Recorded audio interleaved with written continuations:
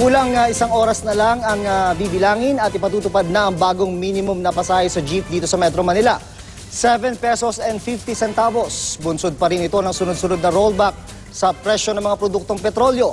At live mula sa Cubao, Quezon City, saksi si Trisha Zafra. Trisha. June, pagpatak ng alas 12:01, mamaya epektibo na ang bawas singil sa pamasahe sa jeepney dito sa Metro Manila. We are announcing a decrease for the first 4 kilometers of 1 peso.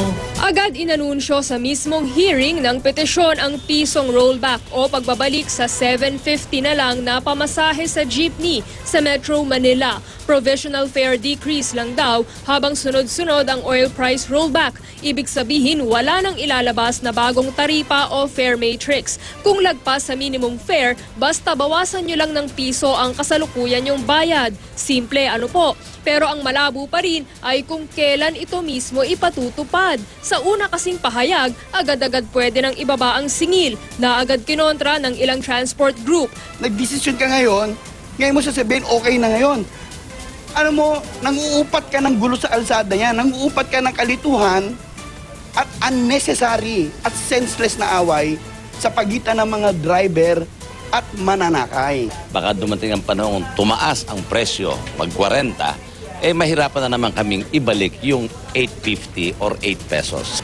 Pero ngayong gabi, nilinaw ng LTFRB na required pala ang publication ng desisyon bago ito mapatupad. Kaya ipatutupad ito sa Biyernes. Mamaya na yan, pagkagat ng alas 12:01 ng madaling araw. Sa jeepney terminal na ito sa Quezon City, wala pang kaalam-alam ang mga nakausap kong tsuper sa bawas singil. Kung may anunso kanina, hindi pa namin alam dahil kasi nasa daan pa kami. Wala namang nakipagtalo sa inyo maghapon? Wala pa naman. Kahit sila, hindi pa siguro nila alam. Ay, salamat naman, maski pa paano nakakaminos. Malaking tulong din yan para sa mga estudyante. Ngayon pa lang, umaalma na ang ilan kong nakausap. Lugi mo talaga, ma'am. Baka di lang ako makaboundary niyan. Makaboundary man, may kita lang, maliit. Paano yung mga panggastos namin? Mahal-mahal lang maintenance. Ito yung mga pangangailangan sa araw-araw. Sa mga taxi naman, wala pa mang rollback, umaalma na ang grupo ng mga operator. Matagal daw naging mahal ang pamasahe at mabigat pa ang traffic. Kaya nalilimita ang mga napipick up na pasahero ng kanilang mga taxi driver. Hindi rin daw magbababa ng singil ang mga bus ayon sa isang grupo ng mga operator nito. Dahil may nakaambang dagdag singil sa ilang toll at tuloy ang pagmahal ng mga spare parts at gulong. Pagdating naman sa iba pang bilihin, dapat daw magmura ito ng mahigit sa 3% dahil din sa sunod-sunod ng oil price rollback. Mababawasan na rin kasi ang singil sa kuryente, kaya mababawasan ang gasto sa manufacturing.